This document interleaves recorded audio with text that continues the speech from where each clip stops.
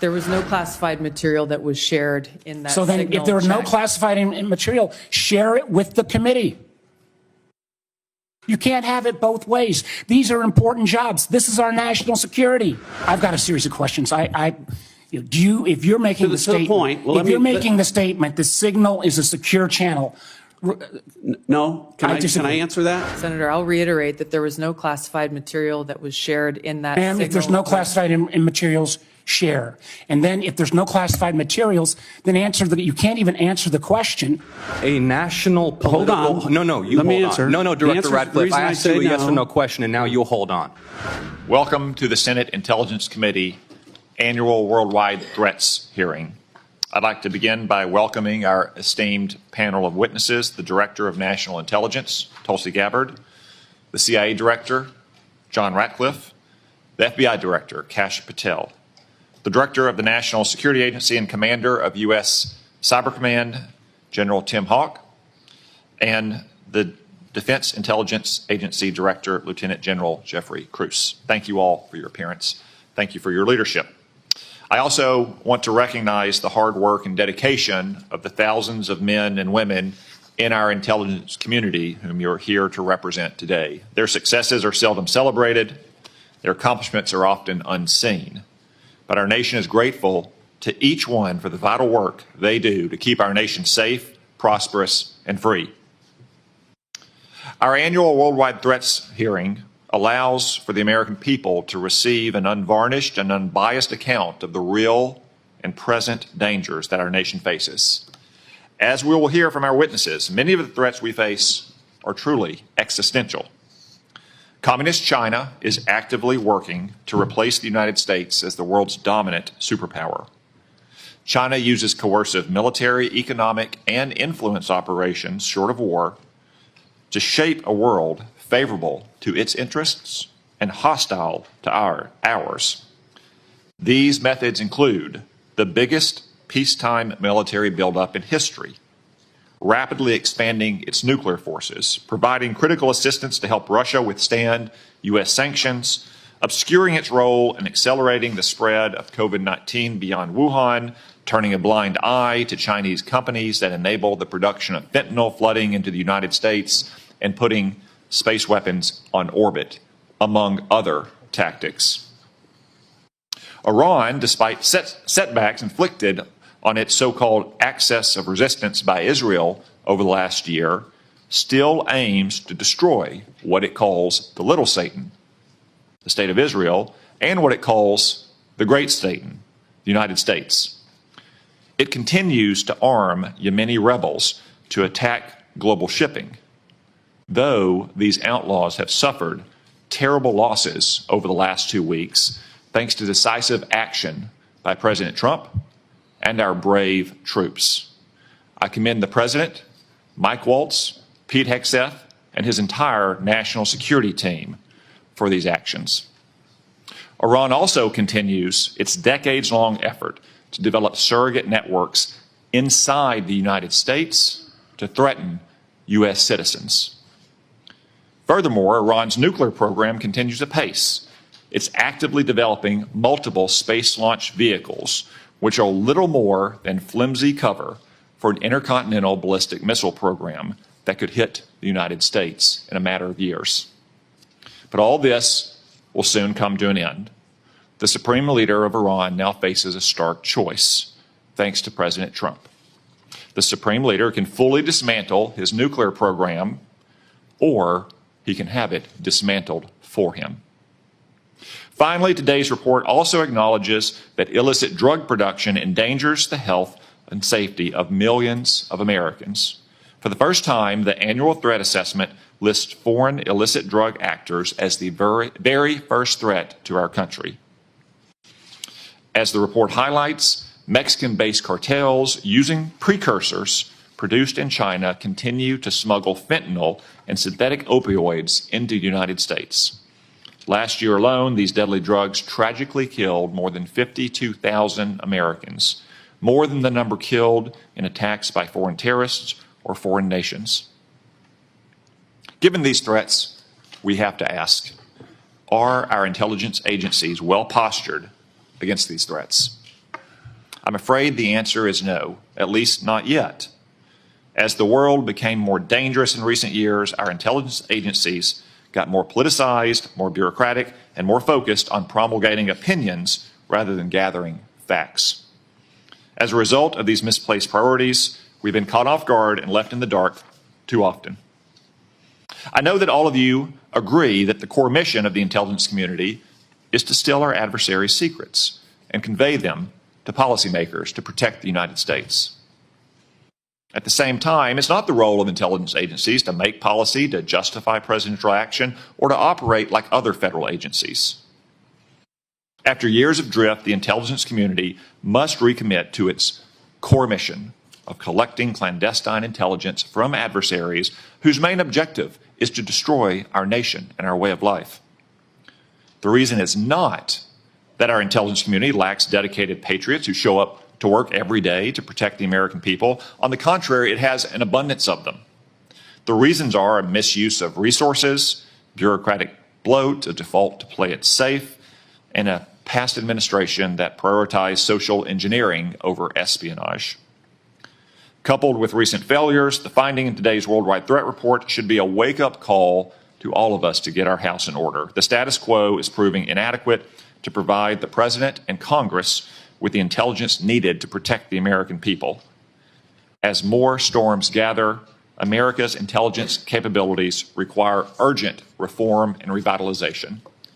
As the chairman of this committee, I look forward to working with each of you to strengthen America's intelligence edge and refocus our intelligence community on its core mission, stealing secrets. The American people deserve nothing less. We've assembled an impressive team to get this done, and I look forward to hearing your comments. Now I recognize the Vice Chairman for opening remarks. Well, thank you, Mr. Chairman, and good morning, everybody. I want to thank all the witnesses for being here. I got to say, I've been on the committee now for 14 years, and this year's assessment is clearly one of the most complicated and challenging in my tenure on the committee. And I want to get into that in a moment, but I want to first of all address the recent story that has broken in the news. Yesterday, we stunningly learned that senior members of this administration, and according to reports, two of our witnesses here today were members of a group chat that discussed highly sensitive and likely classified information that supposedly even included weapons packages, targets, and timing, and included the name of an active CIA agent. Putting aside for a moment that classified information should never be discussed over an unclassified system, it's also just mind-boggling to me that all these senior folks were on this line and nobody bothered to even check Security Hygiene 101. Who are all the names? Who are they? Well, it apparently included a journalist. And no matter how much the Secretary of Defense or others want to disparage him, this journalist had at least the ethics to not report, I think, everything he heard. Question I raise is like, everybody on this committee gets briefed on security protocols. We're told you don't make calls outside of SCIFs of this kind of classified nature. We don't know, and I'm going to ask, obviously. Director Gabbard is the executive in charge of all, keeping our secrets safe. Were these government devices? Were they personal devices? Had the devices been collected to make sure there's no malware?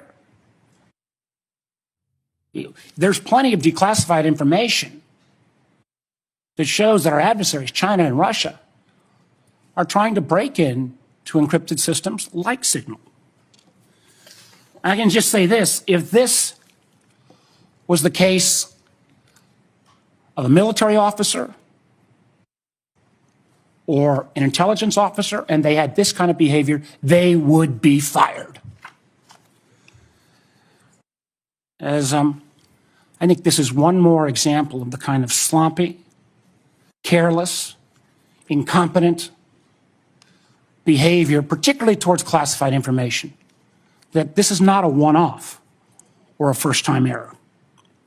Let me take a couple minutes and review some of the other reckless choices that this administration has made regarding our national security. We all recall, it seems like it wasn't that long ago, but less than 2 months ago, in the first 2 weeks, the administration canceled all U.S. foreign assistance. Now, some may say, how bad can that be? It's foreign assistance. Well, U.S. foreign assistance paid for the units in Ukraine that provide air defense to civilian cities being attacked by Russia. Foreign assistance paid for guarding camps in Syria where ISIS fighters are detained. Foreign assistance paid for programs abroad that ensure that diseases like Ebola don't come home. And until recently, it paid for the construction of a railway in Africa that would have helped given the United States much needed access to critical minerals in Congo. Now that project, China's going to try to finance it.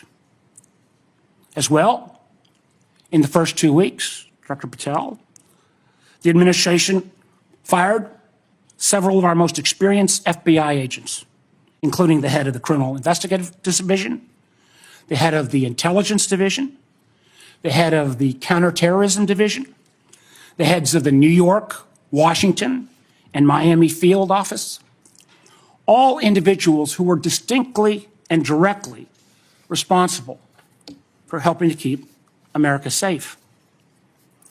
The irony a little bit was the recently dismissed head of the Counterterrorism Division was involved in disrupting the ISIS attacks planned for Oklahoma City and Philadelphia and helped lead the effort to bring to justice the key planner of the Abbey Gate bombing in Afghanistan that killed 13 U.S. servicemen and 150 civilians.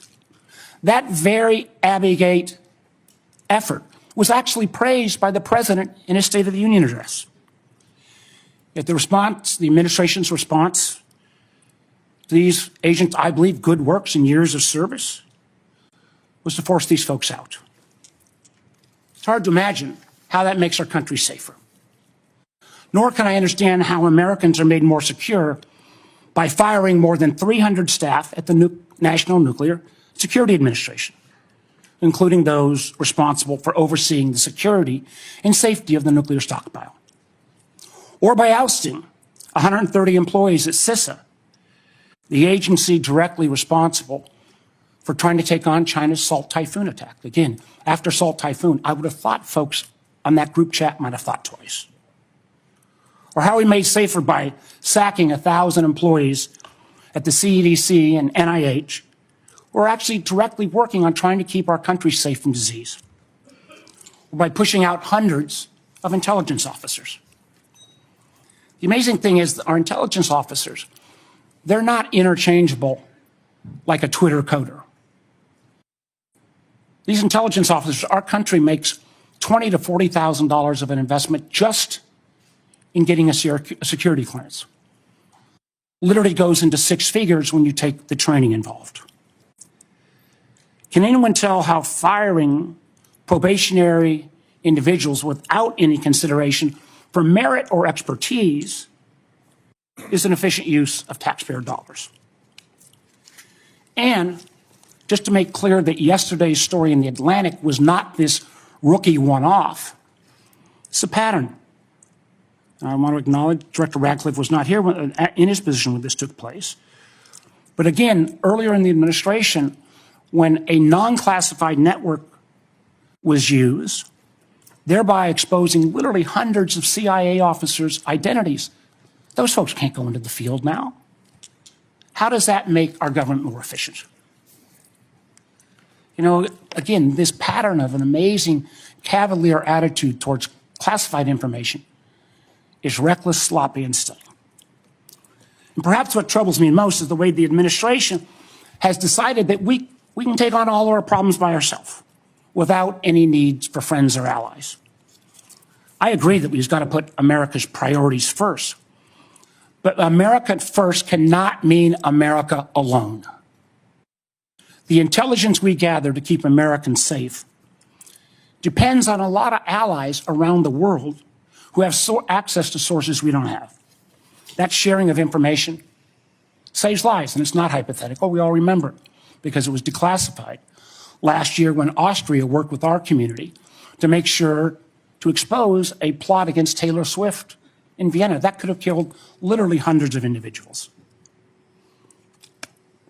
However, these relationships are not built in stone. They're not dictated by law. Things like the Five Eyes are based on trust, built on decades. But so often that trust is now breaking literally overnight. Yet suddenly, and for no reason that I can understand, the United States is starting to act like our adversaries are our friends. Voting in the UN with Russia, Belarus, and North Korea. That's a rogues gallery if I've ever heard of them. Treating our allies like adversaries, whether it's threats to take over Greenland or over the Panama Canal, destructive trade war with Canada, or literally threatening to kick Canada out of the Five Eyes. I feel our credibility is being enormously undermined with our allies, who I believe, and I think most of us on this committee, regardless of party, believes makes our country safer and stronger. But how can our allies ever trust us as the kind of partner we used to be when we, without consultation or notice, for example, stop sharing information to Ukraine in its war for survival against Russia? Or how can our allies not only not trust our government, but potentially not our businesses with such arbitrary political decisions? Let me give you a few examples. As a result of a lot of work from this committee and others in Congress, we made sure America's commercial space industry is second to none. From space to launch to commercial sensing and communications, the United States has taken a record lead. Yet overnight, this administration called into question the reliability of American commercial tech industry when Maxar and other commercial space companies were directed to stop sharing intelligence with Ukraine. I got to tell you, I've been a business guy, I can't say longer than being an elected official, but pretty close. That shockwave across all of commercial space, and frankly, not just commercial space, I've heard it from some of our hyperscalers in the tech community, has sent an enormous chill. Who's going to hire an American commercial space company, government or foreign business, with the ability to have that taken down so arbitrarily? And it's not just in the case of commercial space. We've seen that Canada, Germany, Portugal have all been saying they're rethinking buying F-35s. I've heard from Microsoft and Google directly and Amazon that they're having questions about whether they can still sell their services. We've also seen foreign adversaries and friends take advantage of this rift in our national security areas and our scientists. Germany has already put out ads trying to attract some of our best scientists who've been rifted. And the Chinese intelligence agencies are posting on social media sites in the hopes of luring individuals with that national security clearance who've been pushed out, perhaps arbitrarily, to come into their service. So no, the Signal fiasco is not a one-off. It is unfortunately a pattern we're seeing too often repeated. I fear that we feel the erosion of trust from our workplace, from our companies, and from our allies and partners can't be put back in the bottle overnight. Make no mistake, these actions make America less safe. Thank you, Mr. Chairman. Before I turn to the witnesses' hearing, I want to welcome everyone in our large audience today. I also want to note that we will not tolerate any disruptions of the witnesses' testimony or senators' questions and the witnesses' answers. You'll note that we have a large contingent of Capitol Police in the room. Any disruptions, either opposed or in favor to the witnesses, will result in prompt removal from the hearing room, and my encouragement to the U.S. Attorney to throw the book at the person disrupting the hearing. No offense, but we all came to hear the witnesses, no one else in the room. Director Gabbard, I understand you'll make a statement for the panel of witnesses. Thank you, Mr. Chairman, Vice Chair, members of the committee. Thanks for the opportunity for us to be here to present you the intelligence community's 2025 annual threat assessment. I'm joined here this morning by my colleagues from the CIA, DIA, FBI, and NSA. Our testimony offers the collective assessment of the 18 U.S. intelligence elements making up the U.S. Intel community and draws on intelligence collection and information available to the IC from open source and private sector and the expertise of our analysts. This report evaluates what the IC assesses most threatens our people and our nation's ability to live in a peaceful, free, secure, and prosperous society. As you know, we face an increasingly complex threat environment that is threatening us here at home and our interests abroad. I'll begin by focusing on what most immediately and directly threatens the United States and the well-being of the American people: non-state criminal groups and terrorists putting American lives and livelihood at risk. Then I'll focus on the key nation states who have the capability to threaten the interests of the United States. In this complex environment, non-state and state actors are able to exploit or take advantage of the effects of each other's activities.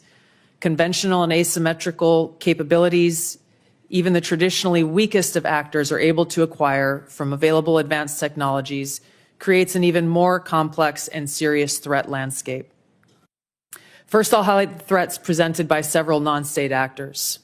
Cartels, gangs, and other transnational criminal organizations in our part of the world are engaging in a wide array of illicit activity, from narcotics trafficking to money laundering to smuggling of illegal immigrants and human trafficking, which endanger the health, welfare, and safety of everyday Americans. Based on the latest reporting available for a year-long period ending October 2024, cartels were largely responsible for the deaths of more than 54,000 U.S. citizens from synthetic opioids. Mexico-based transnational criminal organizations, or TCOs, are the main suppliers of illicit fentanyl to the U.S. market and are adapting to enforcement and regulatory pressures by using multiple sources and methods to procure precursor chemicals and equipment, primarily from China and India, many of which are dual-use chemicals used in legitimate industries. Independent fentanyl producers are also increasingly fragmenting the drug trade in Mexico. The availability of precursor chemicals and ease of making illicit fentanyl have enabled independent actors to increase illicit fentanyl production and smuggling operations in Mexico. Cartels are profiting from human trafficking and have likely facilitated more than 2 million illegal immigrants encountered by law enforcement at the U.S. southwest border in 2024 alone, straining our vital resources and putting the American people at risk. Criminal groups drive much of the unrest and lawlessness in the Western Hemisphere. They also engage in extortion, weapons and human smuggling, and other illicit and dangerous revenue-seeking operations, including kidnappings for ransom, forced labor, and sex trafficking. These and other human traffickers exploit vulnerable individuals and groups by promising well-paying jobs while confiscating their identification documents. They operate in the shadows, exploiting lawlessness in various areas and using coercion and intimidation to control their victims.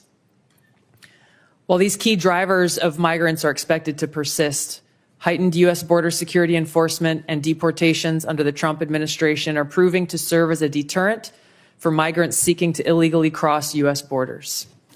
U.S. Border Patrol apprehensions along the southwest border in January 2025 dropped 85% from the same period in 2024.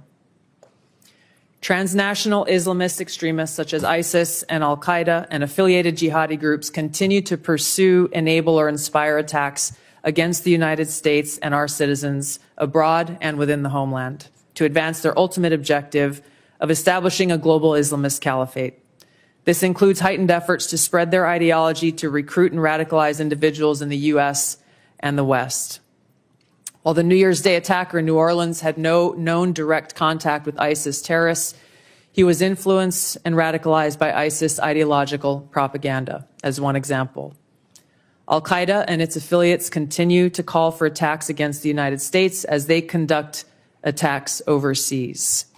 These jihadist groups have shown their ability to adapt and evolve, including using new technologies and tactics to spread their ideology and recruit new followers.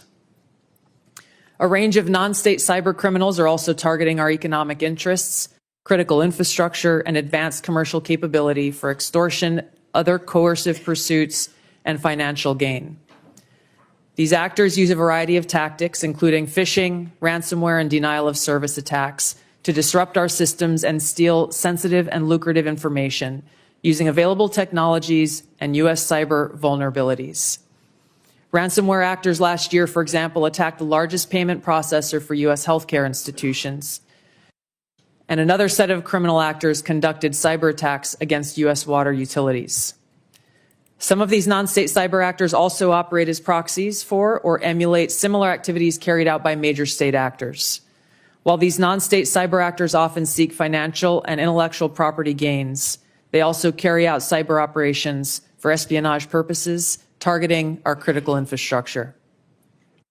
Turning to key state actors, the IC sees China, Russia, Iran, and North Korea engaging in activities that could challenge U.S. capabilities and interests, especially related to our security and economy. These actors are in some cases working together in different areas to target U.S. interests and to protect themselves from U.S. sanctions. At this point, the IC assesses that China is our most capable strategic competitor. Under the leadership of President Xi Jinping, the People's Republic of China seeks to position itself as a leading power on the world stage, economically, technologically, and militarily. Beijing is driven in part by a belief that Washington is pursuing a broad effort to contain China's rise and undermine CCP rule. China's most serious domestic challenge is probably China's slowing economy and potential instability if socioeconomic grievances lead to large-scale unrest. Growing economic tensions with the United States and other countries could also weigh on China's plans for economic growth and domestic job creation. China's military is fielding advanced capabilities, including hypersonic weapons, stealth aircraft, advanced submarines, stronger space and cyber warfare assets, and a larger arsenal of nuclear weapons. While it would like to develop and maintain positive ties with the United States and the Trump administration to advance its interests and avoid conflict, China is building its military capability in part to gain advantage in the event of a military conflict with the United States around the issue of China's efforts toward unification with the Republic of China, or Taiwan. China's military is also expanding its presence in the Asia-Pacific region with a focus on disputed territorial claims in both the East China and South China Seas. Beijing is advancing its cyber capabilities for sophisticated operations aimed at stealing sensitive U.S. government and private sector information and pre-positioning additional asymmetric attack options that may be deployed in a conflict.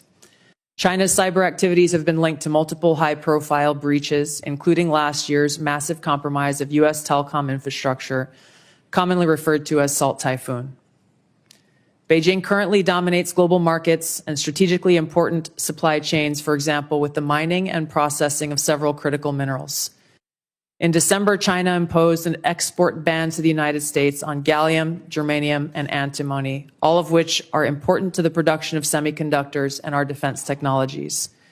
This was in direct response to U.S. export controls on chips designed to broadly limit PRC access to advanced chips and chip-making equipment.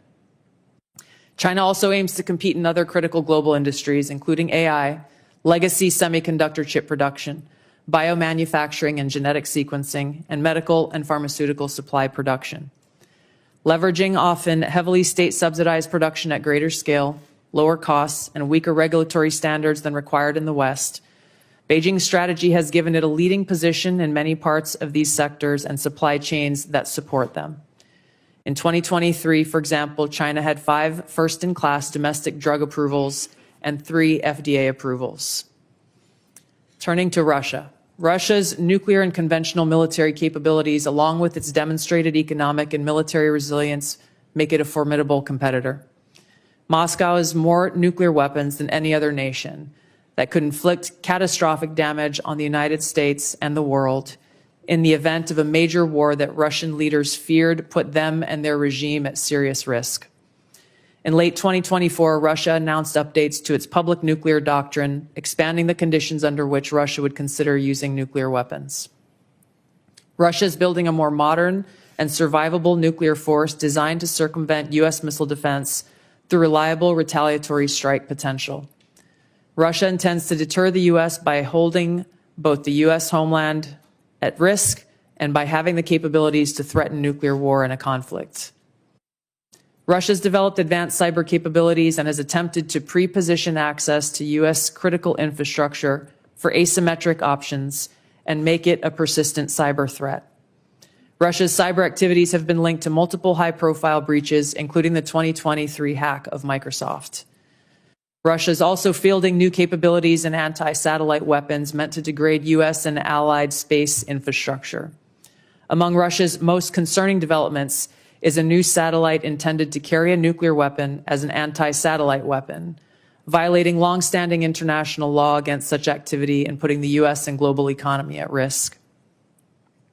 Iran continues to seek expansion of its influence in the Middle East, despite the degradation to its proxies and defenses during the Gaza conflict. Iran has developed and maintains ballistic missiles, cruise missiles, and UAVs, including systems capable of striking U.S. targets and allies in the region. Tehran has shown a willingness to use these weapons, including during a 2020 attack on U.S. forces in Iraq and in attacks against Israel in April and October 2024. Iran's cyber operations and capabilities also present a serious threat to U.S. networks and data. The IC continues to assess that Iran is not building a nuclear weapon, and Supreme Leader Khamenei has not authorized the nuclear weapons program that he suspended in 2003. The IC continues to monitor closely if Tehran decides to reauthorize its nuclear weapons program. In the past year, we've seen an erosion of a decades-long taboo in Iran on discussing nuclear weapons in public, likely emboldening nuclear weapons advocates within Iran's decision-making apparatus. Iran's enriched uranium stockpile is at its highest levels and is unprecedented for a state without nuclear weapons. Iran will likely continue efforts to counter Israel and press for U.S. military withdrawal from the region by aiding, arming, helping to reconstitute its loose consortium of like-minded terrorist and militant actors as its axis of resistance. Although weakened, this collection of actors still presents a wide range of threats, including to Israel's population, U.S. forces deployed in Iraq and Syria, and to U.S. and international military and commercial shipping and transit. North Korean leader Kim Jong-un is pursuing stronger strategic and conventional capabilities that can target U.S. forces and allies in the region, as well as the U.S. homeland, to bolster North Korea's leverage and stature, defend its regime, and achieve at least tacit recognition as a nuclear weapons power. Kim's recently cemented strategic partnership with Russia supports these goals by providing him greater financial, military, and diplomatic support, reduced reliance on China, and providing North Korean forces and weapons systems authentic warfighting experience. Kim views his strategic weapons advances since 2019, its deepening ties with Russia, and North Korea's economic durability as strengthening his negotiating position against Washington's demands for denuclearization and lessening his need for sanctions relief. North Korea is probably prepared to conduct another nuclear test on short notice and continues to flight test its ICBMs to demonstrate their increasing capabilities as leverage in future negotiations. Since 2022, China, Russia, Iran, and North Korea have grown closer.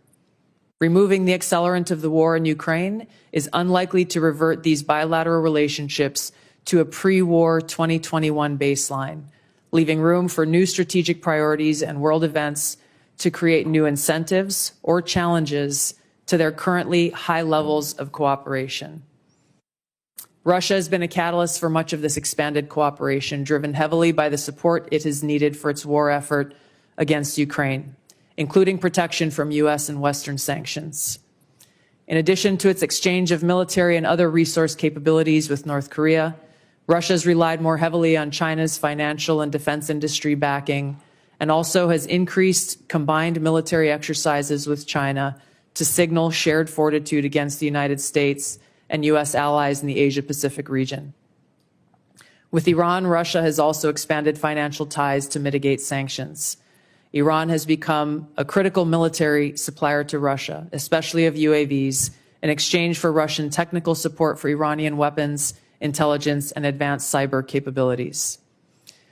In conclusion, the threats that we see to U.S. national security are both complex and multifaceted and put the lives, safety, and well-being of the American people at serious risk.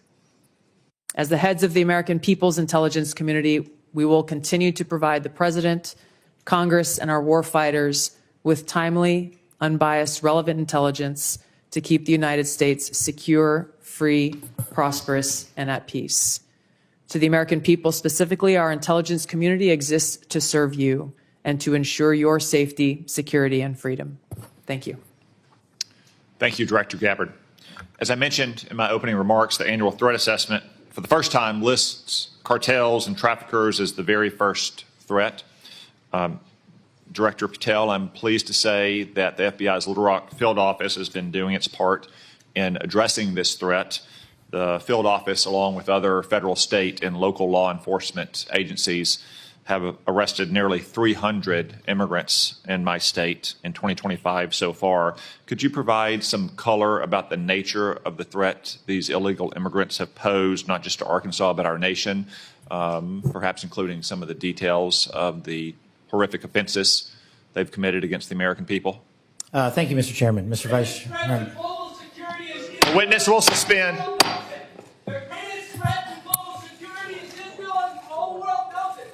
Stop funding Israel! Stop funding Israel! Stop funding Israel!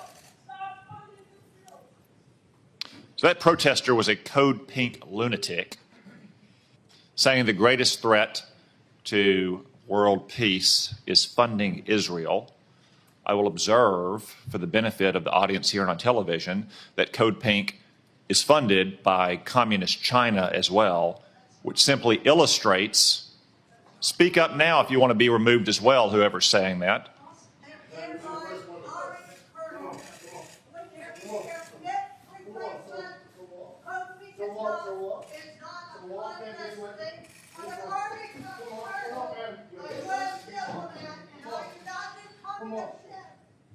If anyone else would like to join them, speak now, please, so we don't have any more disruptions.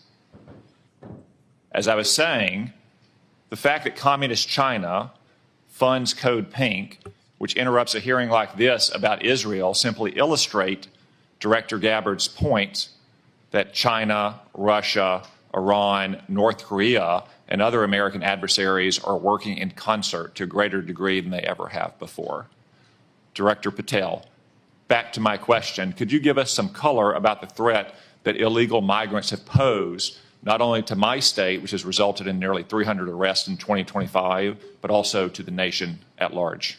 Thank you, Mr. Chairman, Mr. Vice Chairman, and members of the committee. I appreciate the time to address you all. Specifically to Arkansas, Senator, the priorities at the FBI, which I identified during my confirmation hearing and since, is attacking violent crime along with national security. And every single state in this country is a border state. Arkansas is no exception. Allow me to highlight the work of the men and women in the FBI and state and local law enforcement in the state of Arkansas. Since February 5th alone, we've had 220 illegal immigrants arrested on charges varying from violent offenses, weapons offenses, narcotics offenses, and serious violent felonies. 253 separate individuals have been charged related to those offenses. And here's something I want the American people to hear about narcotics and countering narcotics. Thousands of pounds of narcotics were seized in these 3 weeks in the state of Arkansas. Thousands, worth tens of millions of dollars. Everything from fentanyl to meth to cocaine to heroin to marijuana and more. And also including manufactured drugs. The FBI does have the biggest footprint in Arkansas, but we could not achieve this mission without our state and local law enforcement partners, which has been one of the priorities since I took the helm at the FBI. They provide the greatest ground level intelligence to conduct these operations in Arkansas and in every single state across the union. Since February 5th, we've assisted with the arrest of hundreds of criminals and illegals throughout your state. And that was just a 3-week operation. Prior to that, Senator, there was a bust of 17 federal indictments relating to a meth lab in the state of Arkansas in the southwest corner of your state. All of those individuals are now facing prosecution for hundreds of pounds of illegal opioids, guns, and other illicit material. So we will continue to do that work. We will work it 7 days a week, 365 days a year, not just in your state, Mr. Chairman, but in every state. Thank you, Director Patel. As Director Gabbard highlighted from the annual threat report, Director Ratcliffe, many, if not most, of the chemical precursors for deadly fentanyl produced by Mexican drug cartels originates in China. China, of course, is a techno-totalitarian police state. They have technology to monitor their own people that Soviet Russia could have only imagined. Is there any reason, Director Ratcliffe, to believe that China could not monitor and crack down on this flow of chemical precursors to Mexico if it chose to do so? Thank you, Senator, for the question. No, there's nothing that prevent China, the People's Republic of China, from cracking down on fentanyl precursors. As you well know, Senator, one of the reasons that they don't is that there are more than 600 PRC-related companies that produce those precursor chemicals in an industry that generates $1.5 trillion. That is one of the reasons that we see that Chinese efforts to affect the fentanyl precursors are really limited in nature and intermittent in nature, and not a dedicated effort to enforce their own laws and regulations to crack down on this. Thank you, Director Ratcliffe. I have many more questions I could ask, but I'm going to try to lead by example and stay within the 5-minute limit for the benefit of senators. I remind everyone there is a vote scheduled at noon. I hope to finish the open portion of this hearing before that vote closes, after which time we'll move to the closed portion. The Vice Chairman. Thank you, Mr. Chairman. I'll be happy to take your extra 13 seconds, but I want to go back to what I addressed at the outset. I mean, this was not only sloppy, it not only violated all procedures, but if this information had gotten out, American lives could have been lost. The Houthis had this information, could reposition their defensive systems. So I want to get a little more information about this. Director Gabbard, did you participate in the group chat with Secretary of Defense and other Trump senior officials discussing the Yemen war plans? Senator, I don't want to get into the specifics. Ma'am, were you on? You're not going to be willing to address. So you're not. Are you denying? Matt, will you answer my question, ma'am? You were not TG on this group chat. I'm not going to get into the specifics. So you refuse to acknowledge whether you were on this group chat. Senator, I'm not going to get into the specifics. Why are you going to get into the specifics? Is it because it's all classified? Because this is currently under review by the National Security Council. Because it's all classified? If it's not classified, share the text now. As the White House previously stated, is it classified or non-classified information on this text? I can confirm. Director Ratcliffe, were you on the group chat? Senator, I was on a signal messaging group. So you were the John Ratcliffe on that chat? I was. Thank you. Thank you. Can I provide some context, Senator, to that? Yes, but I've got a series of questions. Well, but I think it's important because at the outset you made a couple of comments about signal messaging using encrypted apps. So that we're clear, one of the first things that happened when I was confirmed as CIA director was signal was loaded onto my computer at the CIA, as it is for most CIA officers. One of the things that I was briefed on very early, Senator, was by the CIA records management folks about the use of signal as a permissible work use. It is. That is a practice that preceded the current administration to the Biden administration. Director Ratcliffe, I've got a series of questions. If you're making the statement, the statement, the signal is a secure channel. No, can I answer that? It is. I've got a series of end-to-end decryption. So it is. Finish, I understand encryption. It is permissible to use to communicate and coordinate for work purposes, provided, Senator, that any decisions that are made are also recorded through formal channels. Right. So those were procedures that were implemented. My staff implemented those processes, followed those processes, complied with those processes, and finally, just please, so my communications, to be clear, in a signal message group were entirely permissible and lawful and did not include classified information. Well, we will make that determination, because if it's not classified, share the text with the committee.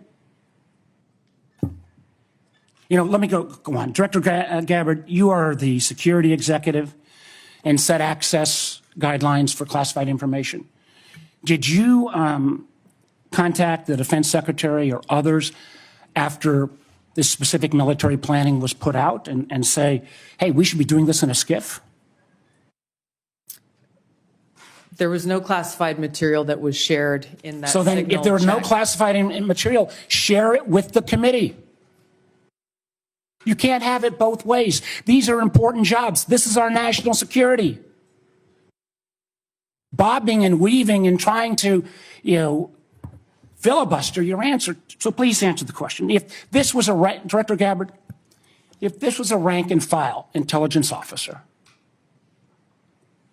who did this kind of careless behavior, what would you do with them? Senator, I'll reiterate that there was no classified material that was shared in that. And if there's no classified materials, share. And then if there's no classified materials, then you can't even answer the question whether you're on the chat. This is strangely familiar, and I think my colleagues will remember, when you couldn't answer the question, is Edward Snowden a traitor? Man, I have serious doubts about anyway. Director Gabbard, I'm going to give you this. Tweeted just 11 days ago, and I'm quoting you. Any unauthorized release of classified information is a violation of the law and will be treated as such. So if this information is classified, what are you going to do? Senator, 2 points here. First of all, there's a difference between inadvertent release versus careless and sloppy, malicious leaks of classified information. The second point is there was no classified information that was on the information. This this committee should get that information. Director the Patel, National Security Director Council Patel, my time's about out, and I'm going to use my 12 seconds that the chairman gave. Director Patel, has the FBI launched any investigation of this? Senator, I was just briefed about it late last night, this morning. I don't have an update. I would like to get an answer by the end of the day. At this point in the ordinary course of affairs, I would recognize Senator Collins. She asked me to express to you that she is under the weather this morning. She regrets her absence, but anticipates submitting written questions to which I would request your prompt replies for the senator. Senator Cornyn. Director Gabbard, I applaud President Trump's efforts to try to bring an end to the war between Russia and Ukraine. I want to read a statement out of the annual threat assessment and just confirm that you agree with this. It says Russia views its ongoing war with Ukraine as a proxy conflict with the West, and its objective to restore Russian strength and security in its near abroad against perceived U.S. and Western encroachment has increased the risks of unintended escalation between Russia and NATO. Do you agree with that statement? And that is in the annual threat assessment, correct? Correct. I'd like to refer to an AP story, Associated Press, dated March 21st, 2025. The title of the article is "Western Officials Say Russia is Behind a Campaign of Sabotage Across Europe." This AP map shows it. Mr. Chairman, I'd like to ask unanimous consent that's being made part of the record. Without objection.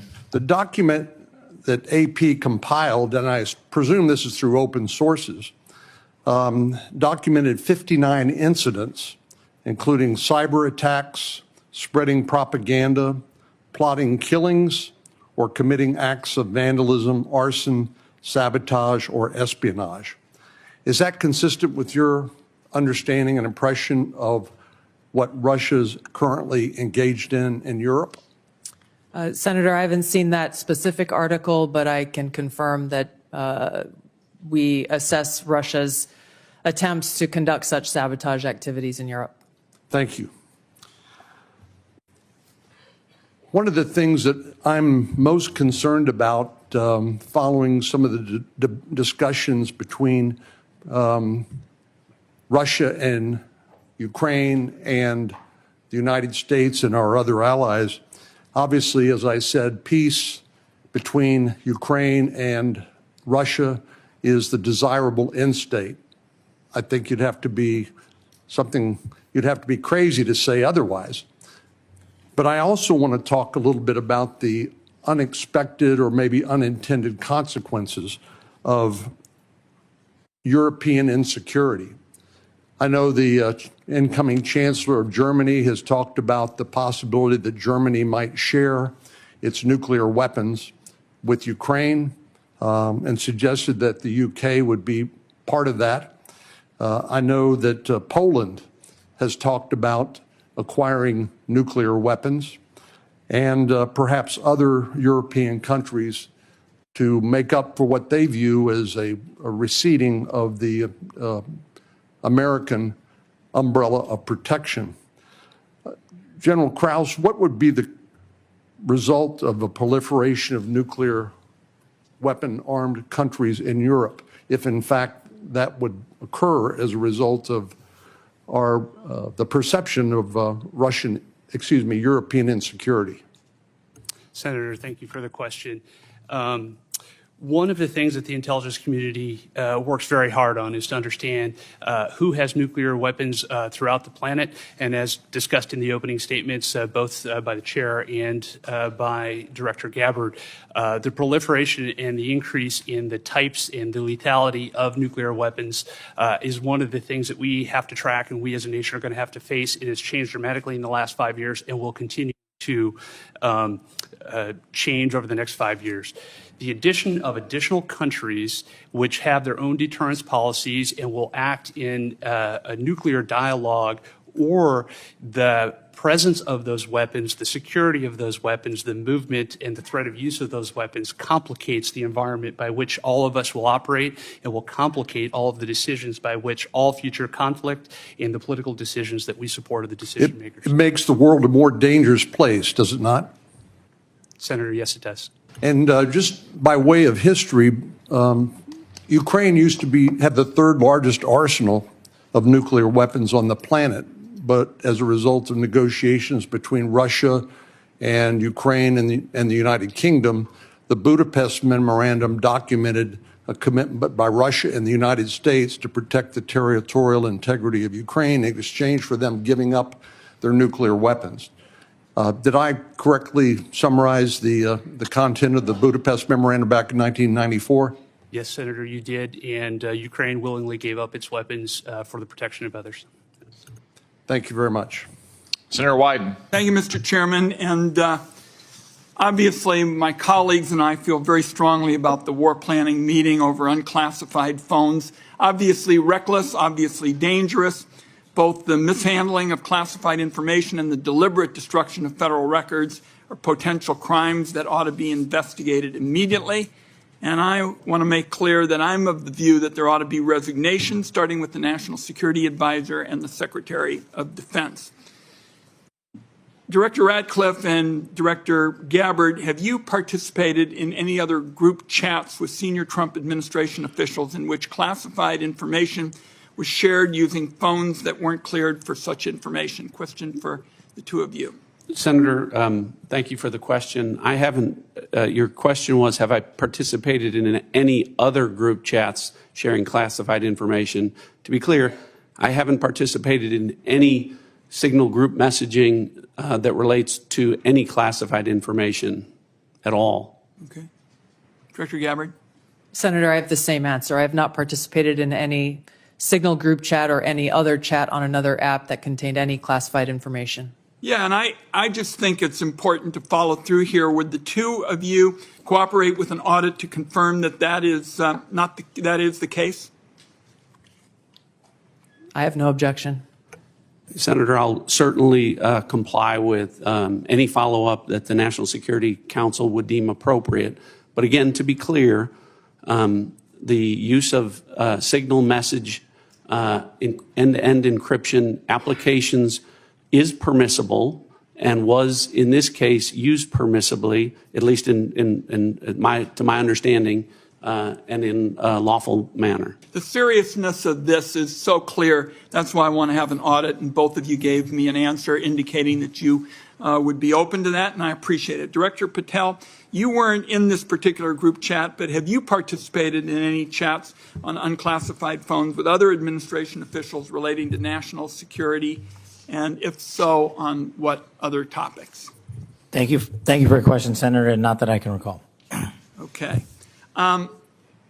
Question I have for you, Director Gabbard, involves this question of Elon Musk wasn't going to see the military's China war plans because he said he, quote, has business in China and he would be susceptible perhaps to that. That was his comment. So as DNI, you're responsible for security clearance policies across the government.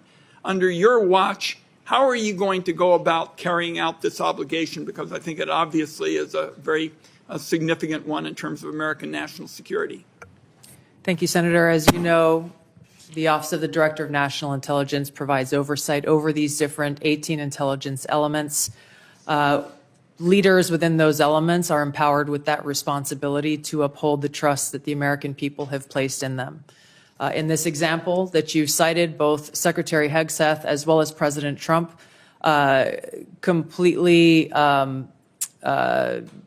denied the assertion that Elon Musk was going to receive any kind of classified war plan brief pertaining to China or any other country.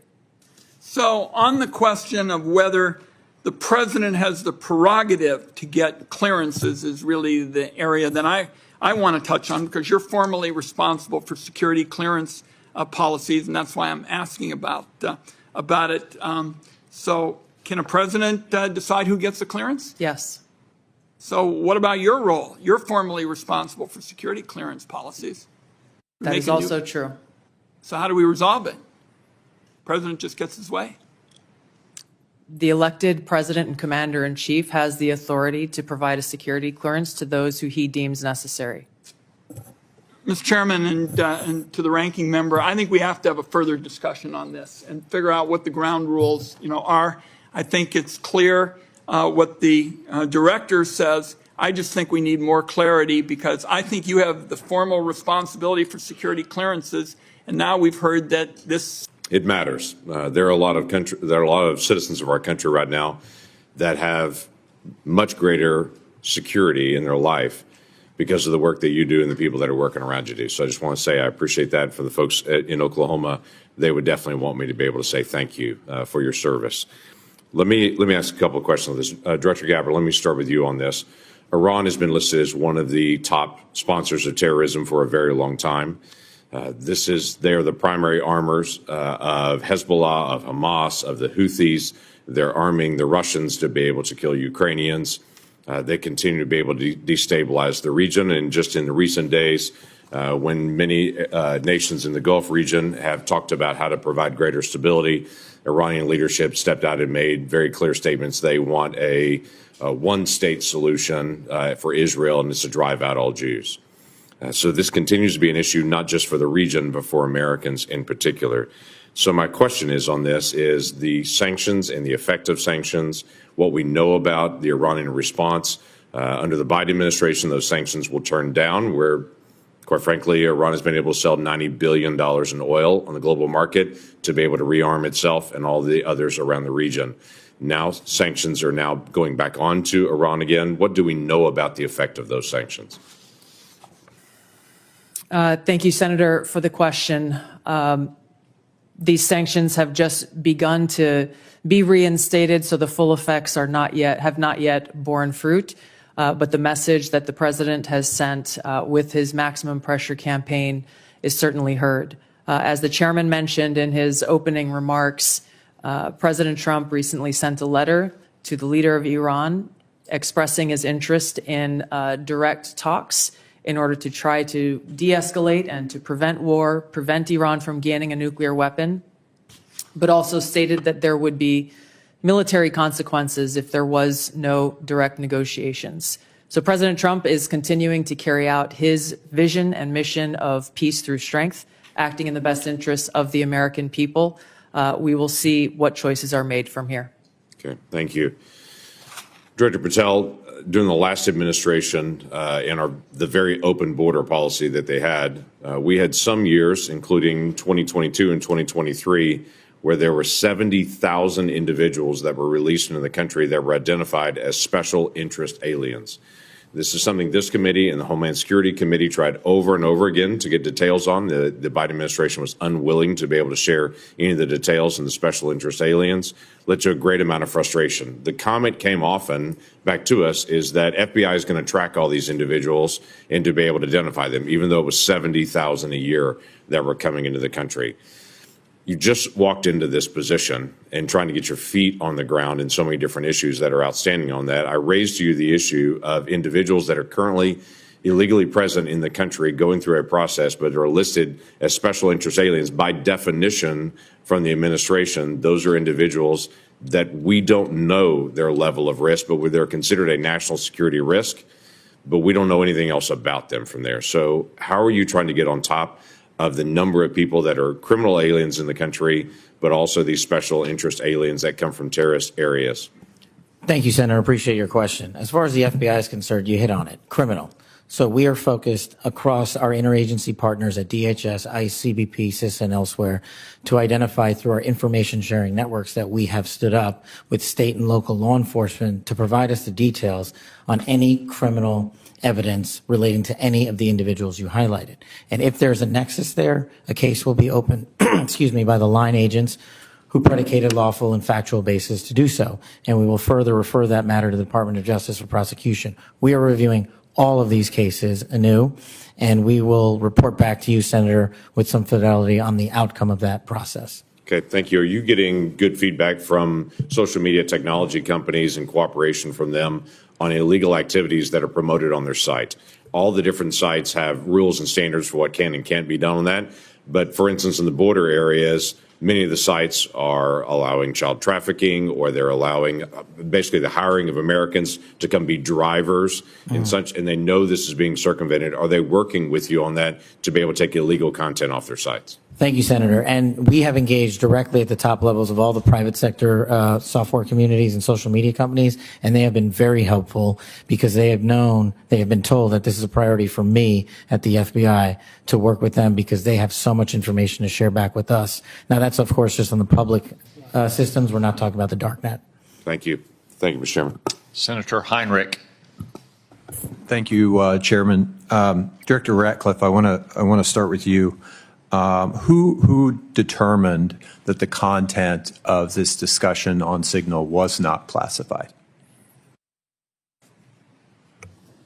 Senator, I guess I'm not. Well, for example, I can speak to my personal knowledge. There was no classified agent mentioned as part of this story. Normally, that would be classified information. So I guess what I'm asking is, did you just determine it was not classified, or was there any declassification after the fact? So to be clear, so everyone understands the process, as we talked about, Signal is a permissible use.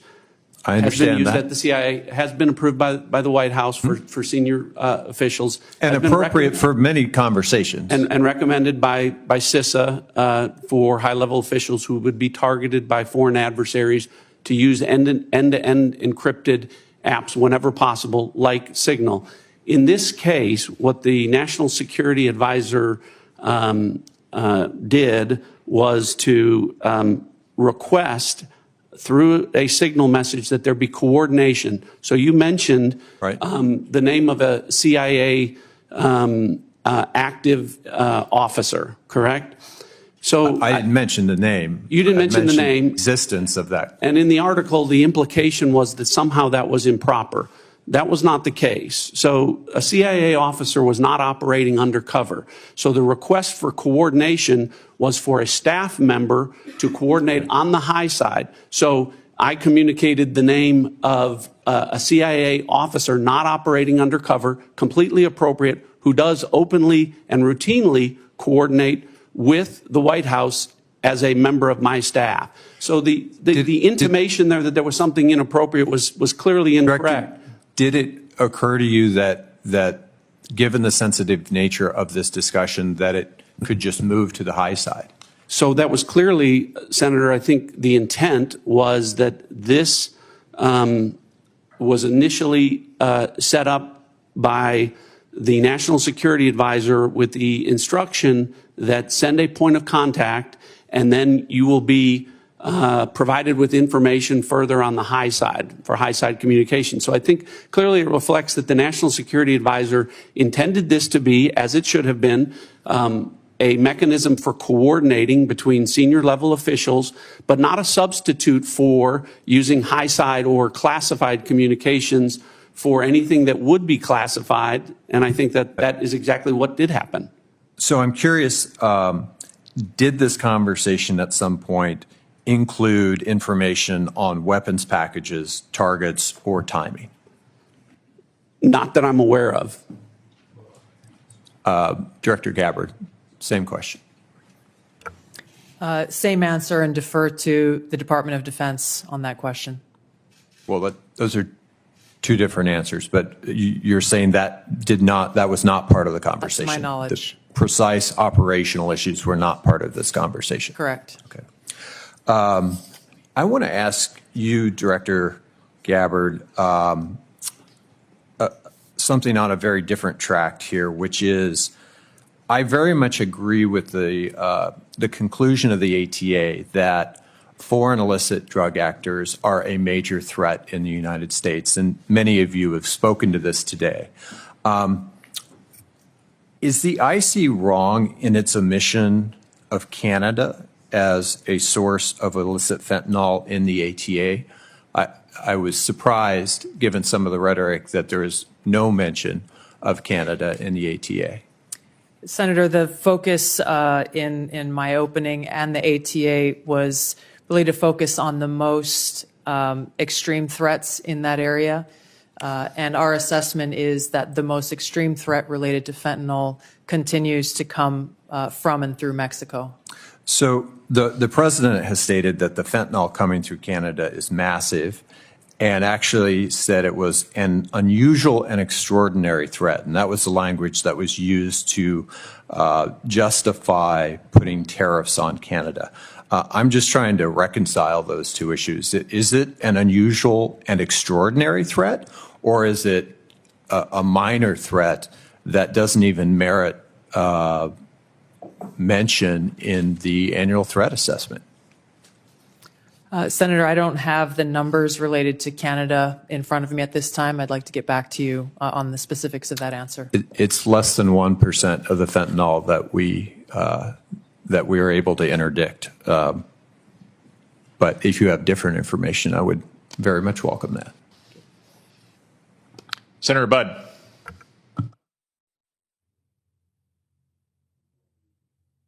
Thank you all for being here. And Director Gabbard, prior to your role here, we had a big storm in western North Carolina, and you were among those first from outside our state to show up.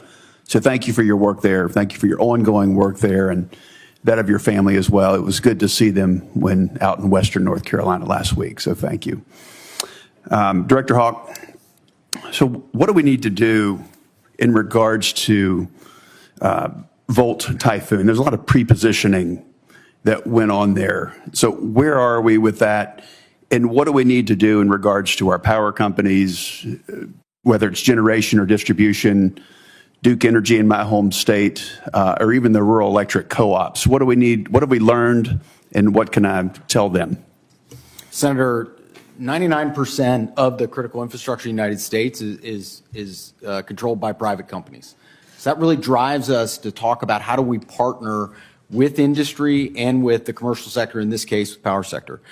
Volt Typhoon began when industry came to the intelligence community and said, we're seeing anomalous activity, can you help us gain context? And we were able to bring context to that to be able to understand what the threat was and then to ultimately be able to identify who was behind that threat. Since that time, we've continued to work very closely with industry to be able to determine what are the right ways for us to be able to pursue these threats within networks to enable the interagency, to enable our partners and industry to be able to pursue them.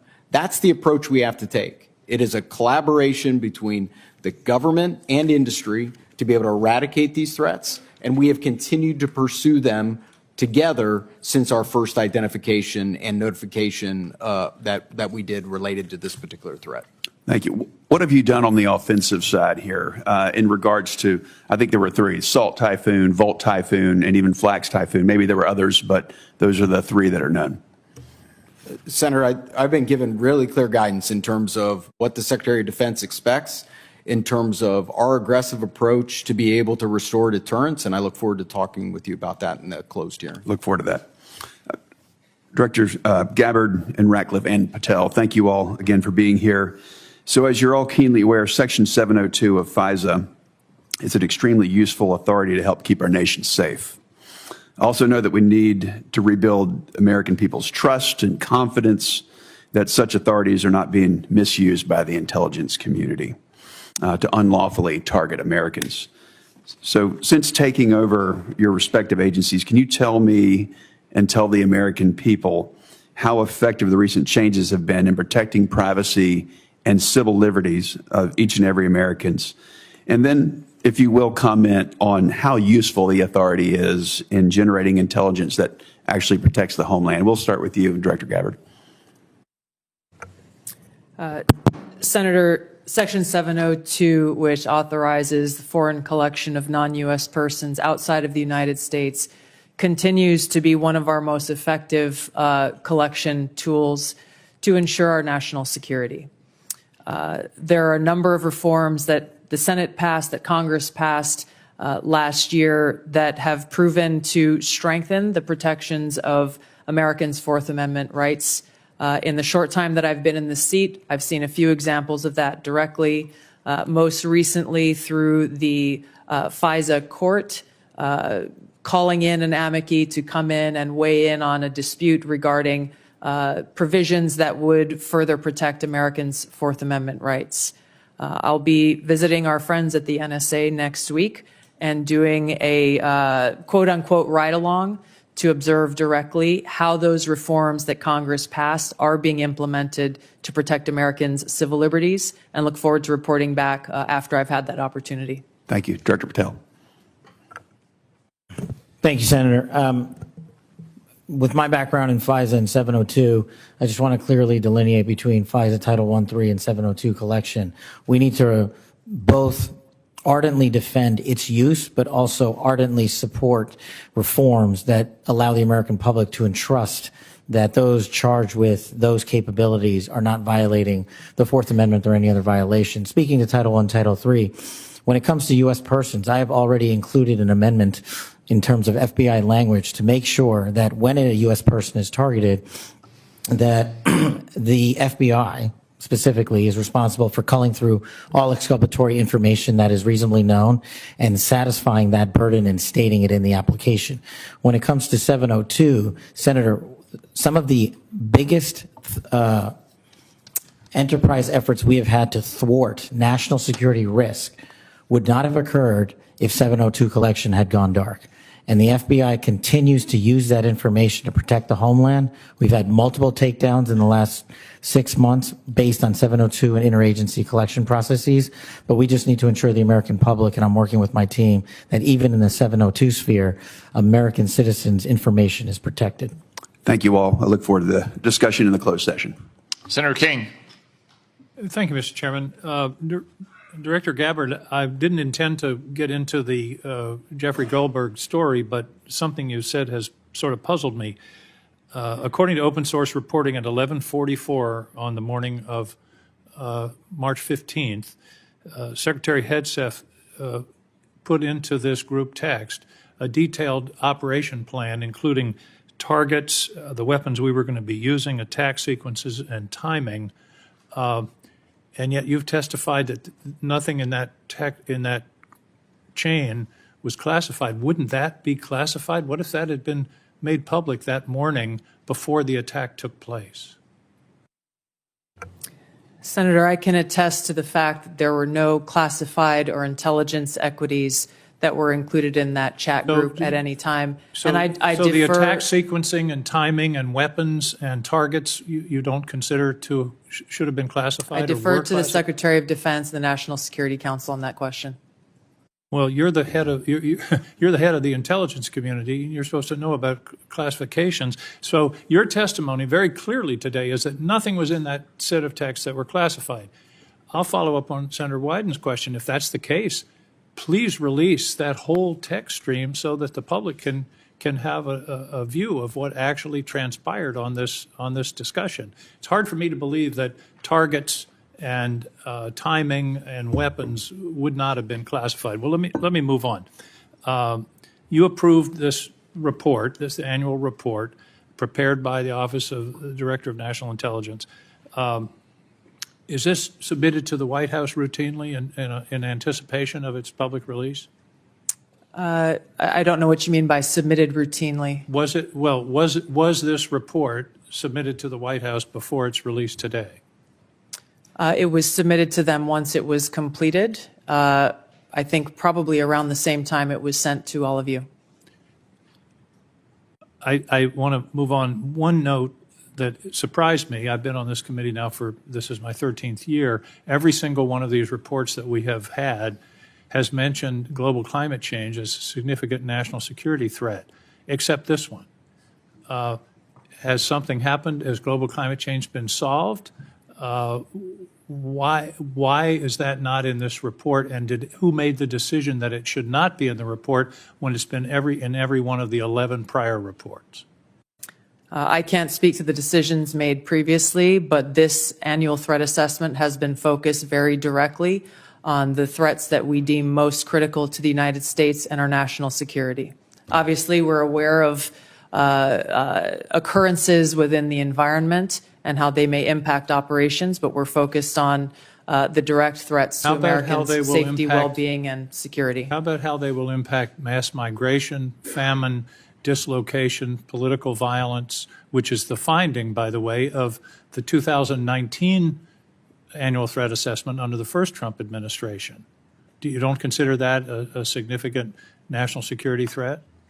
For the intelligence community, being aware of the environment that we're operating in is a given. What I focused this annual threat assessment on, and the IC focused this threat assessment on, are the most extreme and critical direct threats to our national security. Let me ask a direct question. Who decided climate change should be left out of this report after it's been in the prior 11? Where was that decision made? Gave direction to our team at ODNI to focus on the most extreme and critical national security threats that we face. Your direction include no comments on climate change? Senator, as I said, I focused on the most extreme and direct national security threats. That's not a response to my question. Did you instruct that there be no finding in terms of climate change in this report? I don't recall giving that instruction. Final questions in a few short seconds that I have left. You all concede, and it's in the report repeatedly, about the cyber danger from China, from Russia, from Iran. Why then is the administration deconstructing CISA? 130 people fired. The General Hawk talked about the importance of public-private cooperation. That section of CISA seems to have been disestablished. What possible policy reason is there for undermining CISA's relationship to the states with regard to elections and to the private sector with regard to cybersecurity when the cybersecurity threat is only growing? Anybody want to tackle that?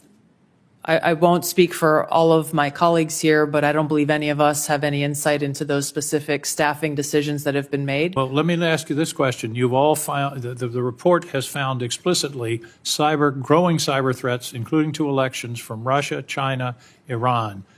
Do you believe that it's in the national interest to diminish our capacity to deal with those cyber issues? Yes or no? President Trump is focused on effects and making sure that the people that we have and the resources that we have are focused on our national security. He and his team recognize that more people doesn't necessarily always mean better effects. Those are some of the things that are driving the changes that we're seeing across the administration, is getting all of our agencies back and focused on their core mission. General Hawk, do you agree that? Sorry. Senator King, your time has Time expired. is up. Thank you. Senator Rounds. Thank you, Mr. Chairman. First of all, thank you to all of you for your service to our country. With regard to the issue surrounding Signal, I'm going to address it, but I'm going to address it in the closed session so that we can get more in depth into that issue. In the meantime, I want to direct my first question to Director Ratcliffe. As the debate continues in Washington regarding spectrum, what can you share in this unclassified setting regarding the critical nature of spectrum to national security interests generally? Thanks for the question, Senator. I know this is an issue of great interest to the Senate, and the potential auction of commercial space on spectrum. Those, as you correctly point out, the discussions about spectrum, I will start out by saying there are national security implications from such an auction were to take place to both the DoD and the IC. I think the discussions that we need to have in a classified setting, I can relate to you that the direction from early meetings that we've had is that the discussion about where that might take place would not affect specifically CIA or IC equities, and I hope that's the case and where the discussion goes. But I think we need to be concerned that a public auction at bands at certain levels would have an impact on our ability to deliver an accurate intelligence picture. In other words, there are parts of the spectrum which simply cannot be shared with the commercial. That's correct. All right. Thank you. And we can talk about the specific reasons about why in a classified setting that would cause a diminishment of our ability to deliver a good threat picture to the Commander-in-Chief. And in some cases, life or death consequences Absolutely. Involved. Thank you. Director Patel, first of all, I just want to thank you for what you are doing. And I know that there's a number of items that in your previous life you did that simply can't be discussed, but nonetheless, we've appreciated what you have done for your country already. Today, I just wanted to talk to you about, we've seen a series of public news reports about ISIS threats within the United States.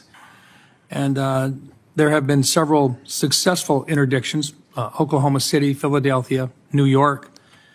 Although the question remains as to the total number of ISIS operatives who were able to breach porous borders in the months and years before policy changes in this January of 2025, to what extent is the FBI tracking operatives who remain in the United States today, and what is the FBI doing to track them down?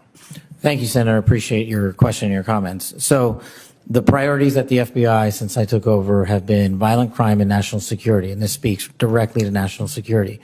The direction for the FBI is to track down any individuals with any terrorist ties whatsoever, whether it be ISIS or another foreign terrorist organization, and now to include the new designations of the cartels down south and elsewhere. So the FBI is utilizing our Joint Terrorism Task Force, which are situated in all 55 field offices. But the key to success there is our partnership with state and local law enforcement who have the ground level intelligence on some of these operatives. And as you've highlighted, we've already shut down numerous threats, and we've identified publicly where permissible these threats and individuals and where they're coming from. And I think the FBI is doing a very good job right now in collecting this information through our interagency process. And we will continue to thwart every bad actor affiliated with a terrorist organization or otherwise. Thank you. And Director Hawk, first of all, look, you've talked a little bit already about Salt Typhoon, but what I want to really get into is the things that are moving right now that you haven't had a chance to address, and in particular, Cybercom 2.0 and the need to accelerate that particular plan moving forward. Can you talk just briefly? I've got 40 seconds left. Talk to us a little bit about how critical 2.0 is in terms of countering the cyber activity that's going on through nefarious actors. Senator, what we were asked to do by Congress was to look at what's the force generation model for the Department of Defense to be able to generate cyber forces. Based off of that request, I produced a recommendation for the secretary that outlined 3 critical things, which is really how we manage the talent, how we develop the talent in the department, and also how we equip that talent underpinned by compute and AI. We've brought that plan initially back to Secretary Hegseth. He told us to go faster. We've delivered him that plan. And now, based off of his guidance, we will now begin to move forward with the rest of the department. Thank you. Thank you, Mr. Chairman. Senator Bennett. Thank you, Mr. Chairman. Thank you very much for holding this hearing, and thank you for being here. Mr. Director Ratcliffe, it sounds to me like your testimony today and the Secretary and the DNI's testimony is that there was nothing wrong at all with the signal thread that you were on, that it didn't include any targeting information or battle sequence. That is your testimony. That's your testimony. And I'm a little staggered that that is your view, Director Ratcliffe. Does the CIA have any rules about handling of classified information? Yes or no? Yes. Thank you, Director Ratcliffe. Do you agree, Secretary of Defense Pete Hegseth said this morning when asked by members of the press what had happened, he said this morning in Hawaii that Atlantic Editor-in-Chief Jeff Goldberg is a, quote, deceitful and highly discredited so-called journalist who's made a profession of providing hoaxes time and time again. Do you share that evaluation, the Secretary of Defense's evaluation of Jeff Goldberg as a journalist? Senator, I didn't see those comments. I don't know Jeff Goldberg. So do you share that view of the Secretary of Defense? Well, I don't have a view on. Okay. Assuming that he has that view, I'm curious about whether you are the CIA director. Okay, this has happened. We know it's happened. Did Jeff Goldberg somehow, did he create a hoax that allowed him to become part of this signal thread? Please answer the question. You don't insult the intelligence of the American people. Did he invite himself to the signal thread? I don't know how he was invited, but clearly he was added. Clearly it was. Finish your sentence, please. Clearly he was added to the signal group. Your question is, you don't know that the president's national security advisor invited him to join the signal thread? Everybody in America knows that. Does the CIA director not know that? I've seen conflicting reports about who added the reporter to the signal messaging group. You think that it's perfectly appropriate that there was a reporter added, especially one that the Secretary of Defense says is deceitful, highly discredited, a so-called journalist who's made a profession of peddling hoaxes over and over again? Is your testimony that it was appropriate that he was added to this signal thread? No, of course not. And why did you not call? Hold on, Senator. You're mischaracterizing my testimony. Good. You answered the question. Let me ask you. When he was added to the thread, you're the CIA director. Why didn't you call out that he was present on the signal thread? I don't know if you use signal messaging app. I do. Not for classified information, not for targeting. Well, neither do I, Senator. Remote. Neither do I, Senator. Well, that's what your testimony is today. It absolutely is not, Senator. Were you not listening at the beginning? No. When I said that I was using it as permitted, it is permissible to use. I agree that's your testimony. Yeah. I agree that's your testimony. You asked me if I use it, and I said not for targeting, not for classified information. And I said I don't either. I also know Jeff Goldberg. I don't use it to communicate with him, but you thought it was appropriate. By the way, I think he's one of the more outstanding journalists in America.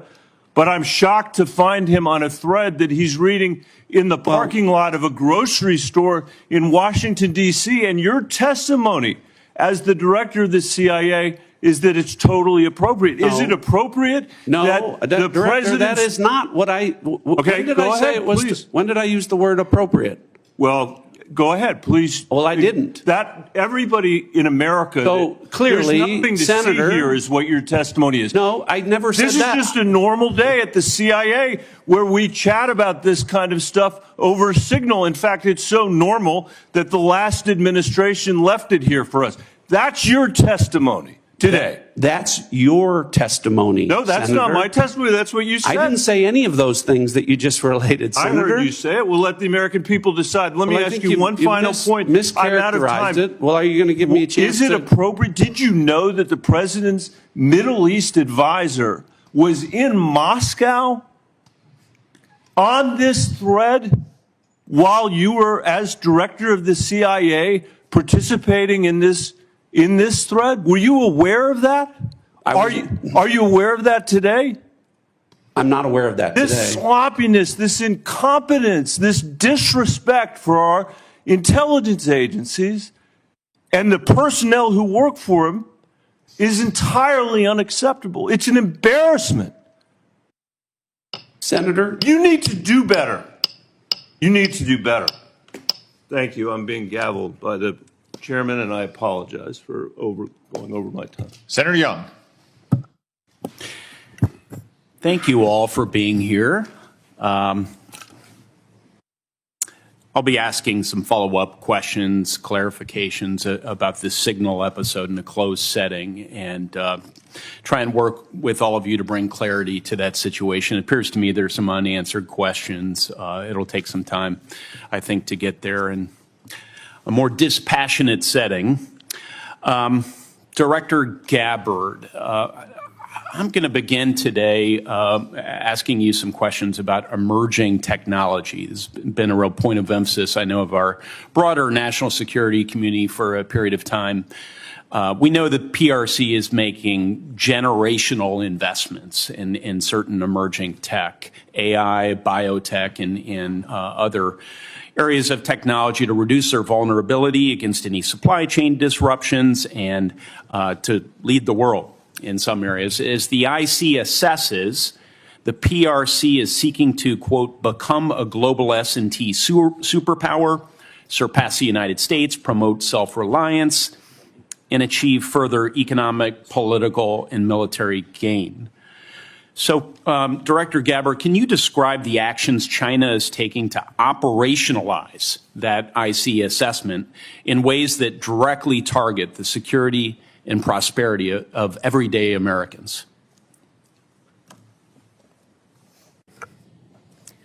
Senator, what we know is that they are trying to use these capabilities as a means to continue to exploit vulnerabilities within our own critical infrastructure and our cyber technology.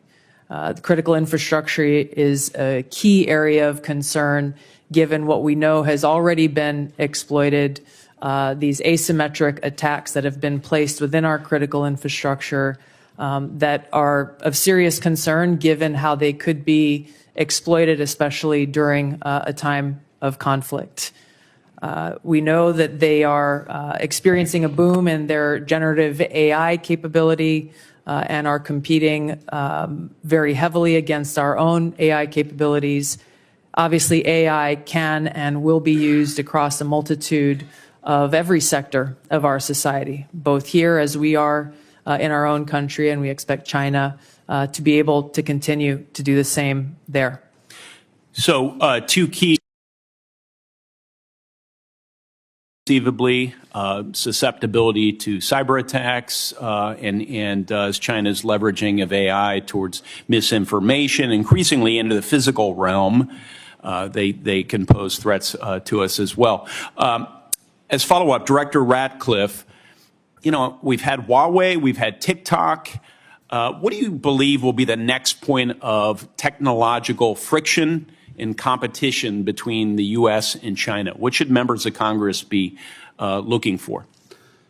Senator, I think I can answer this question more fully in the classified setting. What I would say is it relates to the issue of emerging technologies and matters of quantum computing and quantum sensing.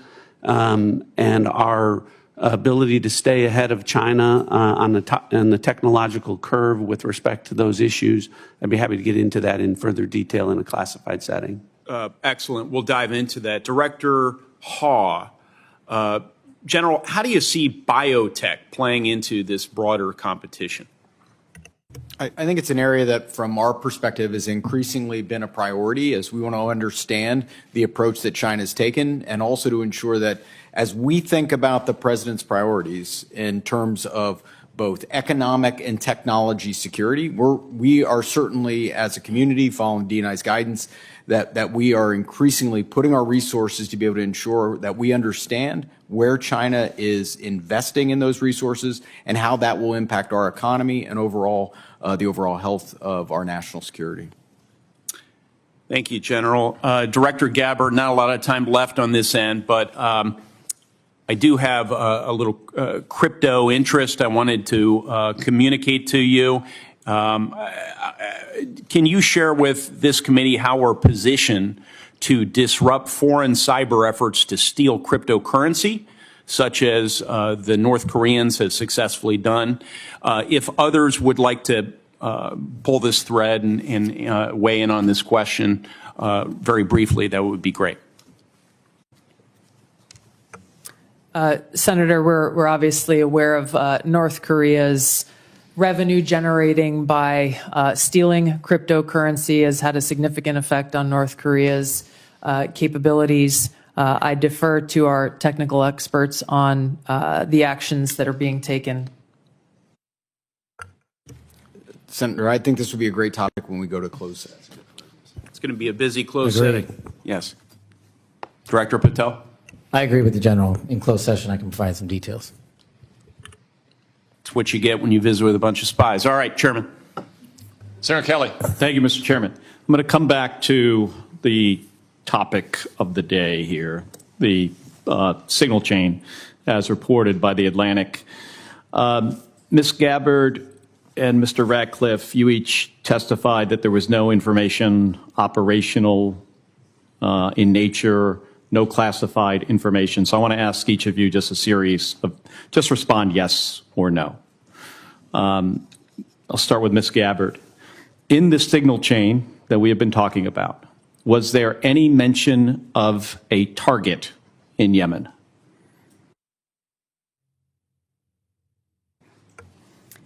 I don't remember mention of specific targets. Any generic target?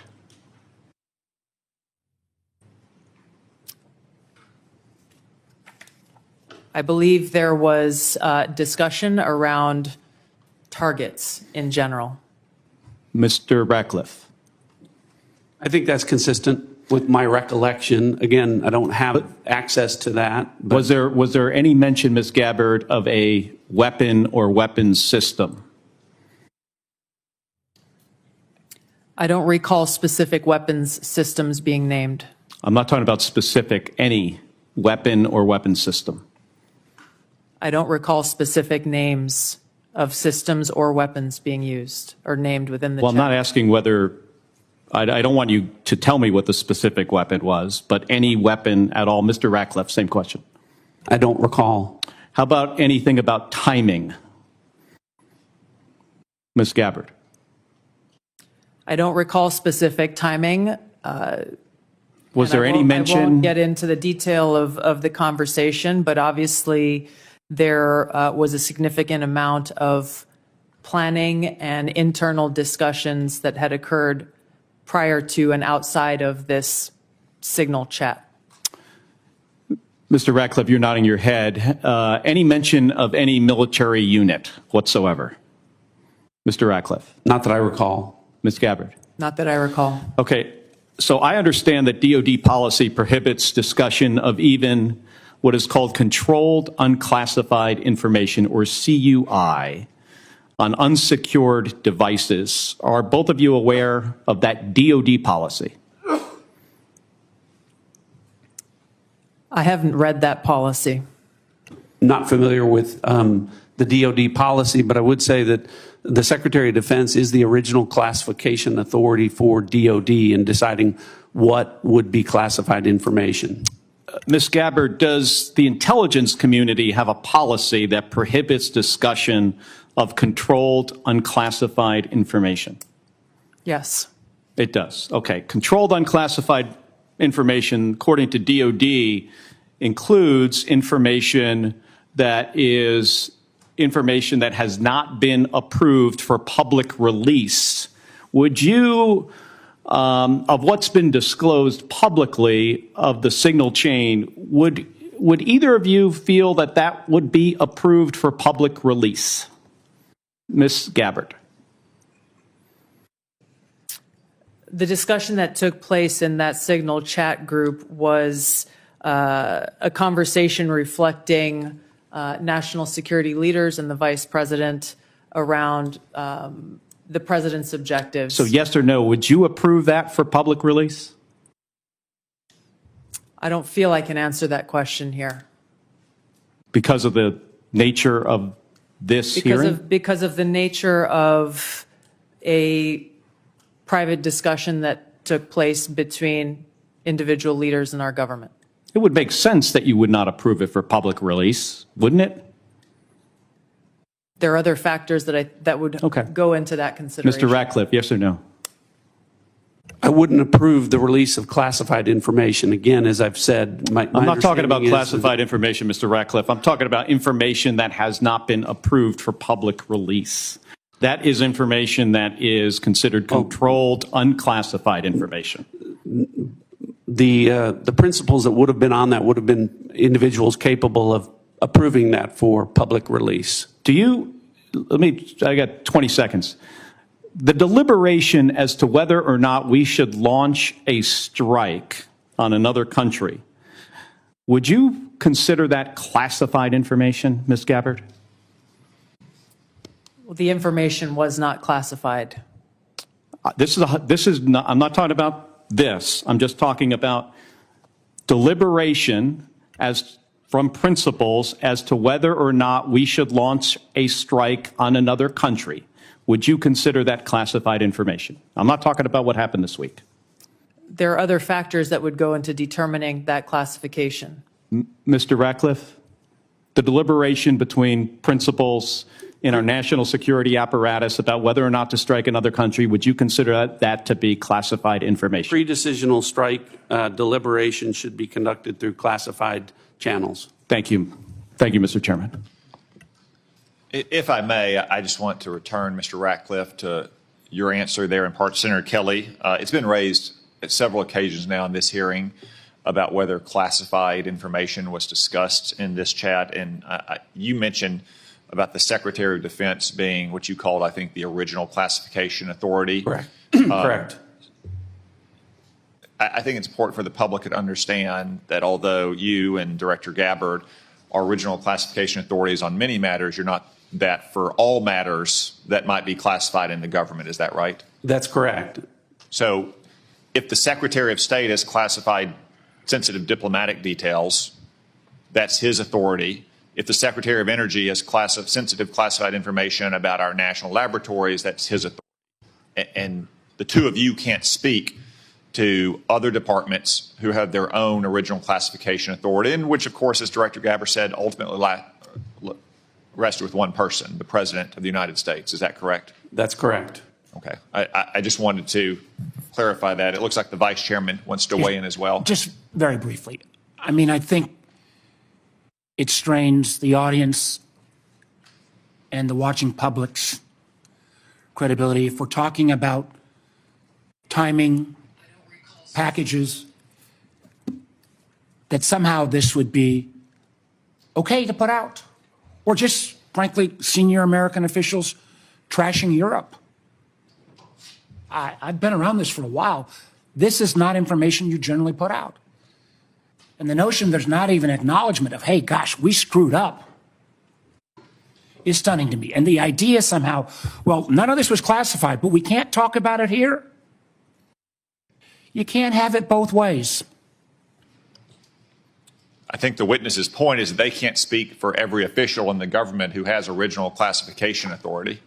Chairman, I don't, that's not what I'm not trying to litigate that. I'm trying to litigate on the face, unless as Senator Bennett said, this reporter is somehow making this all up. And I think the White House has acknowledged that the text chain that he submitted was authentic. It strains my mind to think, again, it strains my mind if the shoe had been on the other foot, what my colleagues would be saying about this. And again, we're going to get to the bottom of it. And I appreciate your comments, but you guys have both testified under law. There's nothing classified in that information. There was nothing, in a sense, I've not heard either one of you say, gosh, we screwed up. So we'll find out. This is too important to our national security. And again, I know we've got more members to cross. They testified, is my understanding, correct me if I'm wrong, that there's no intelligence community classified information. Is that correct? That's Director correct. Ratcliffe, is that correct? Director Gabbard? Yes, Chairman. Well, again. That's not correct. She said repeatedly there was nothing classified. Period. Right. Period. You can't have it both. And again, we'll see. I cannot believe this is not going to come out. And if it's not classified, again, we'd ask you to give it to the public today. I'm sure one of your aides back there probably got it on paper. If you got it here, it's not classified, stand by your position. Or is this just one more example of a careless approach to how we keep our secrets in this administration? With apologies to Senator Moran. Thank you, Mr. Chairman, and thank you to our witnesses for being here. I want to explore a little bit about Ukraine, and I'll direct this to Director Ratcliffe or Director Cruz. The ATA assesses that, quote, the grinding war of attrition in Ukraine, quote, will lead to a gradual but steady erosion of Kyiv's positions on the battlefield. Are Ukrainian forces at any significant risk of collapse this year?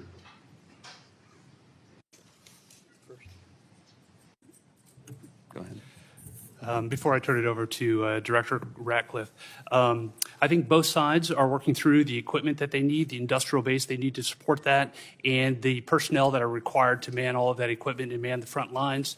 And as we see the battle space in the various portions, whether it's in Kursk, whether it's in any of the 4 oblasts, we see areas where Kyiv will struggle to prevent the slow attritional grind. We do not see an imminent collapse in any of the line of control battle spaces at this point. And then vice versa. That answers my question, unless you want to add something, Director. Whatever advantages in manpower and material they have, can Russia maintain its operational tempo without significant changes to how it's conducting the war?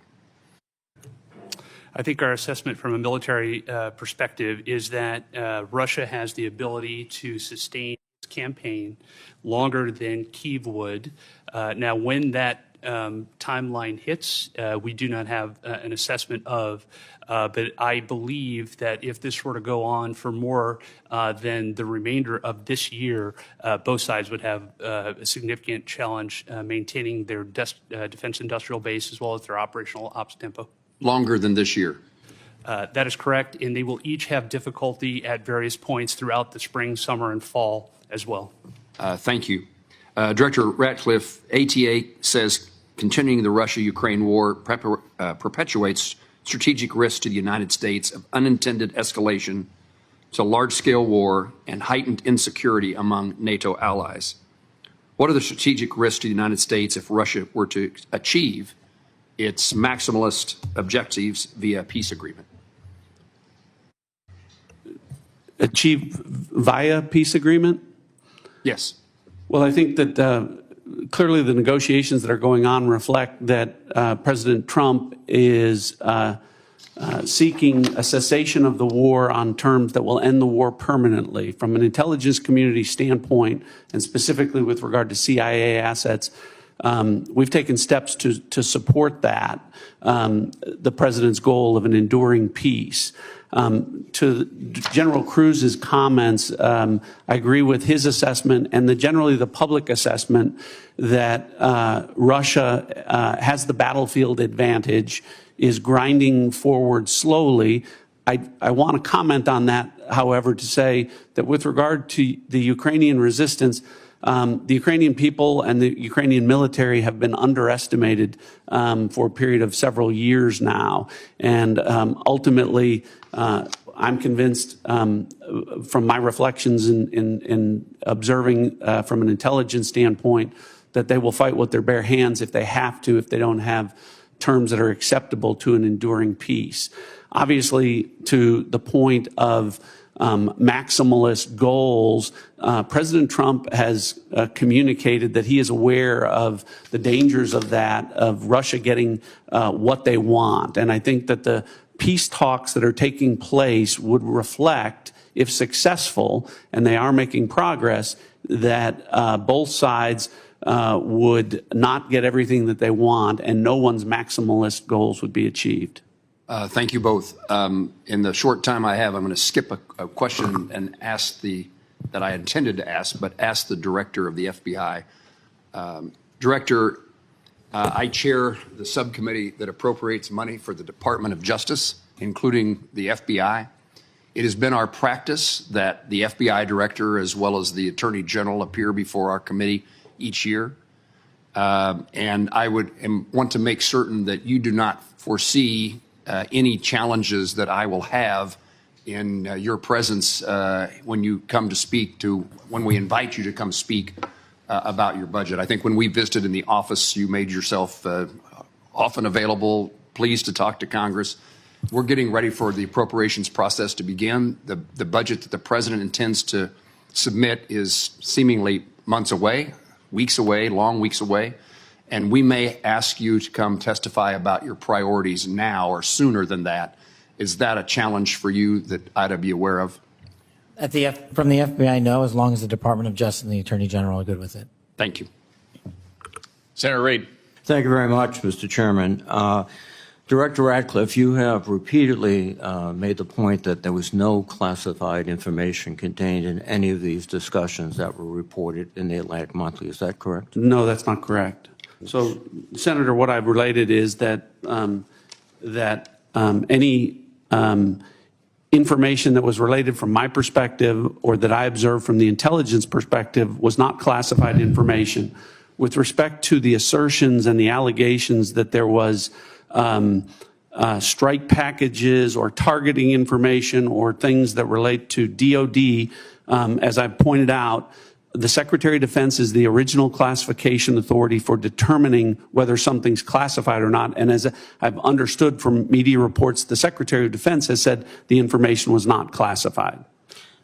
Are you aware that the Secretary of Defense declassified this information prior to the discussion? I'm not. Director Gabbard, same question. You've indicated, at least the impression I got, was that there was no classified information discussed. Is that correct? Senator, my answer is the same as the director of the CIA's. So the question has to be posed to Secretary Hegseth whether he declassified the information and at what point he did declassify it. Do you agree? Yes, I defer questions to the Secretary of Defense. Okay. Director Patel, are you conducting an investigation of these discussions and activities? Thank you, Senator. As I informed the vice chairman on the same question, I found out about this late last night, early this morning, so I don't have an update for you on that. Well, thank you. When you get an update, we'd appreciate it very much. Yes, sir. Director Gabbard, were you overseas during any parts of these discussions? Yes, Senator, I was. Were you using your private phone or a public phone for the signal discussions? I won't speak to this because it's under review by the National Security Council.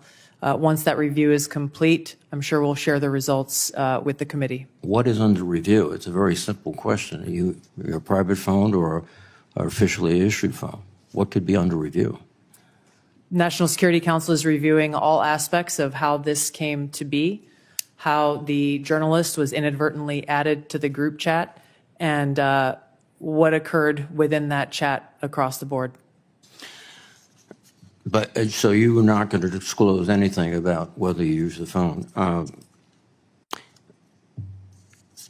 Director Ratcliffe, there's been indication that the CIA has warned recently retired personnel about the vulnerabilities of Signal and other encrypted messaging applications. If that's the case, why were you discussing these issues on Signal?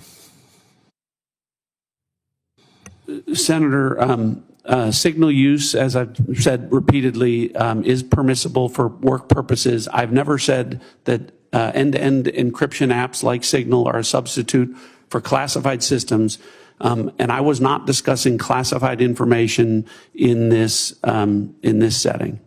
But as you've indicated previously, perhaps the Secretary of Defense was discussing classified information, and only he can be held accountable in terms of whether it was classified or declassified at the point when he spoke. Is that accurate? Well, I didn't say it that way. I said the Secretary of Defense is the original classification authority, and my understanding is that his comments are that any information that he shared was not classified.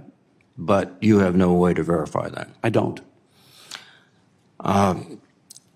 Again, this is a very troubling example and a great lapse in our intelligence and our discussion. One further point, if you are not aware of any classified information on the discussions back and forth, would it be appropriate for the author to release the entire text of what he heard or transcribed?